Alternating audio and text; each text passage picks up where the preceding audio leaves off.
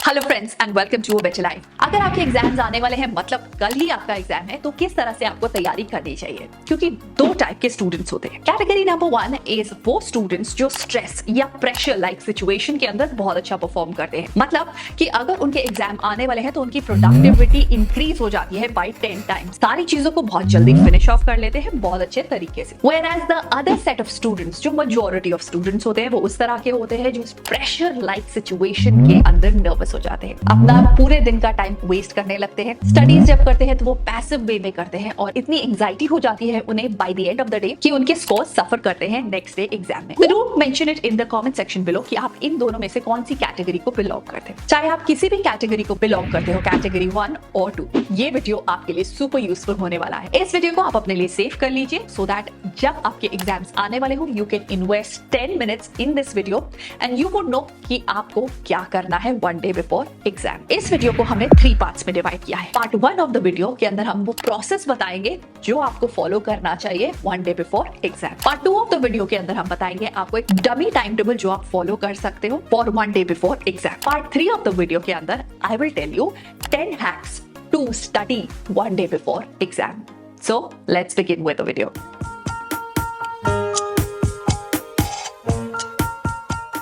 Step number 1 is कि आपको सारे टॉपिक्स को एक पेपर पे लिखना है। Like you right all the topics जो आने वाले हैं, सारे चैप्टर्स एक साइड पे एंड दूसरे कॉलम के अंदर and you will make 2 columns. Okay, now second step is अब आप उसे कलर कोड करेंगे। कलर कोड करेंगे on the basis of how important they are, कितने मार्क्स के वो चैप्टर आने वाले हैं, राइट? ये आप पता कर सकते हैं on the basis of past year paper, या आपके टीचर ने बताया हो या आपके सीनियर्स ने बताया हो। ये सारी चीजों से आपको पता कर सकते हैं। After doing that we will pick up these topics first. इन टॉपिक्स को पिक करने के बाद 2 तरह से हम इन टॉपिक्स को हैंडल करेंगे। Number 1 is to summarise and number 2 is to test yourself, right?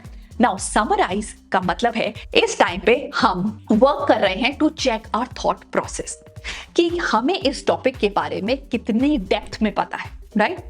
अगर आपको डेप्थ में नहीं भी पता है, all you want to focus at this time is the main concept, कि आइडिया क्या बोला गया है। एक बहुत बड़ा टॉपिक दिया गया है, उसको आप लाइन बाय लाइन इस टाइम पे रीड नहीं करेंगे, आप उसकी समरी पढ़ेंगे, right?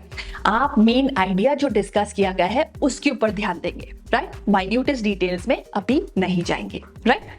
Now, number 3rd thing is the best way to summarize something is to make a mind map. Mind map आप सबको पता होगा कैसे बनता है, बट mind map क्यों बनाना है? वो इसलिए बनाना है क्योंकि जब आप mind map बनाते हो तो उससे आप अपने टॉपिक के अंदर पैटर्न्स को रिकॉग्नाइज कर पाते हो कि किस तरह से टॉपिक को अप्रोच किया गया है। 2 टॉपिक्स को आपस में रिलेट कर पाते हो, उनका कंपैरिजन कर पाते हो। तो अगर अब एग्जाम के अंदर कोई भी चीज आएगी तो आप उसे कंपेयर कर सकते हो दूसरी चीज के साथ, दूसरे टॉपिक के साथ, और आप उसे प्रॉपर्ली लिख सकते हो और आपको याद भी वो जरूर रहेगा। फॉर एग्जाम्पल, अगर मैं बोलूं इंडिया का जीडीपी XYZ है तो आपको शायद वो आपको नंबर याद नहीं रहेगा, पर अगर मैं बोलूं इंडिया का जीडीपी इन 2023 to 24 ये है, यूएस का GDP on the other hand is this and China का जीडीपी इज दिस। जब वो कंपैरिजन होगा आपके माइंड के अंदर, तब आप उस फैक्ट को ज्यादा लंबे टाइम तक रिमेंबर कर पाओगे, राइट? सो माइंड मैप आपको एक तरह का कंपैरिजन देता है, आपको रिलेट करने की अपॉर्चुनिटी देता है, राइट? तो माइंड मैप जरूर बनाएं। आप 1 शॉर्ट वीडियोस देख सकते हैं, आप कॉन्सेप्ट की बेसिक नॉलेज ले सकते हैं इस टाइम पे, right? Of the important topics first and then you move on to lesser important topics, ठीक है? नंबर 1।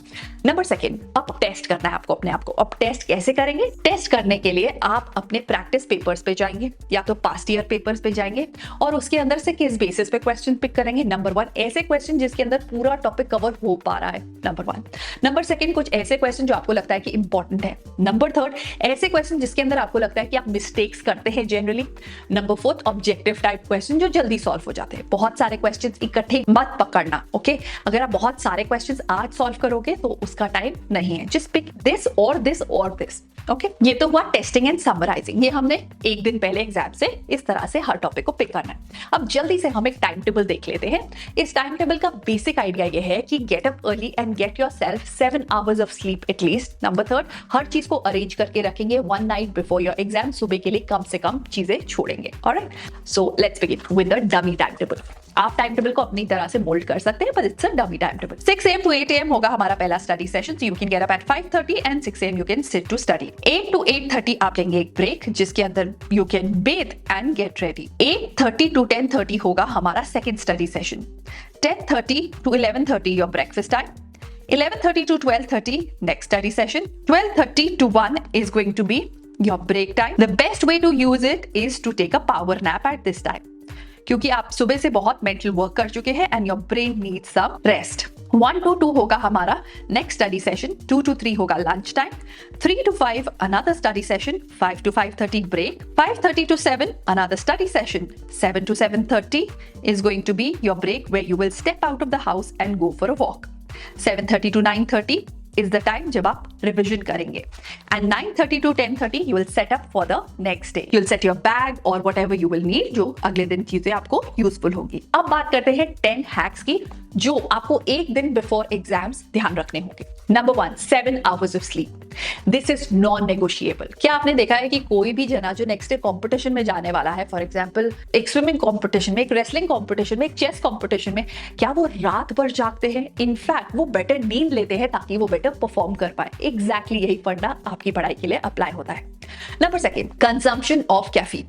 तो क्या होता है, सबसे बड़ी प्रॉब्लम क्या होती है कि स्टूडेंट्स कैफीन इस टाइम पे बहुत ज्यादा कंज्यूम करते हैं क्योंकि नींद आ रही होती है, मेंटली आपको बहुत अवेक फील करना होता है। तो इस कैफीन को आप 4 बजे से पहले यूज करें, 4 बजे के बाद मत यूज करें। क्योंकि क्या होता है कि अगर आप उसके बाद यूज करते हैं तो आपकी नींद डिस्टर्ब होती है, राइट। नेक्स्ट डे उसका असर आपको पेपर पे दिखेगा। नंबर 3, जो भी आप मील ले रहे हैं, ब्रेकफास्ट, लंच, डिनर, उनको आप कर देंगे लाइट और बीच बीच में अगर आपको मंचिंग के ऑप्शंस चाहिए पढ़ते time, so you can add those जिसके अंदर आप healthy options like maybe peanuts, almonds, dark chocolate, but remember portion control बहुत इंपॉर्टेंट है।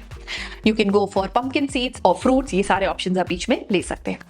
Number 3, if you want to calm yourself at night तो आप डीकैफ कैमोमाइल टी ले सकते हैं। You can consider decaf chamomile T. Take care of your hydration, you will feel more energetic अगर आप properly hydrated है तो। Another point is to take the power breaks. जो ब्रेक्स होती हैं आपकी पढ़ाई के बीच में, ये आपकी प्रोडक्टिविटी को बेटर करती हैं। तो 45 मिनट्स के बाद 5-10 मिनट्स का ब्रेक लेना मत भूलिए। Another point is don't spend too much time on one topic. अब ये वो टाइम नहीं है कि आप बहुत ज्यादा टाइम एक ही टॉपिक को अच्छे से पढ़ाई करने में लगा दें। अगर आप ऐसा करेंगे बाकी के टॉपिक सफर करेंगे। अगर कोई चीज अभी तक नहीं है तो उसको रहने दीजिए, अब इस टाइम पे उसे मत छेड़िए। अनदर पॉइंट, अगर अभी भी आप डिस्ट्रैक्टेड फील कर रहे हैं, आप फोकस नहीं कर पा रहे, आप टाइम वेस्ट कर रहे हैं, तो you can always ask your parent to come and sit जहां पे आप पढ़ाई कर रहे हैं। मैं तो हमेशा ऐसे करती थी, जब भी मुझे ऐसे लगता था कि मैं फोकस नहीं कर पा रही हूँ, I would ask my mother to come and sit right next to me and read something. तो वो अपना रीड करती थी और बिकॉज शी वाज अराउंड तो मैं अपनी पढ़ाई प्रॉपर्ली कर पाती थी। अगर अभी भी आप बहुत एंग्शियस फील कर रहे हैं, नर्वस फील कर रहे हैं, try out meditation for 5 minutes. Prepare everything at night. अगले दिन के लिए चीजें मत छोड़ना। मॉर्निंग में हो सकता है आप लेट उठो, हो सकता है आप चीजें ना कर पाओ टाइम पे, सो सारी चीजें रात को ही 1 नाइट बिफोर आपका स्टेशनरी, आपका बैग, सब कुछ रेडी होना चाहिए। Also don't waste time on passive learning. इस टाइम पे आप पैसिव लर्निंग नहीं कर सकते, पर अगर आपको ऐसा लग रहा है कि आप पढ़ तो रहे, कुछ दिमाग में नहीं जा रहा, call your friend and tell them कि मैं रिवाइज कर रही हूँ, मुझसे ये टॉपिक की summary I am going to tell you and you tell me कि अगर इसके अंदर कोई पॉइंट्स मिसिंग है तो, right. So all these things you can do 1 day before your exams so that you are well prepared the next day for your exams.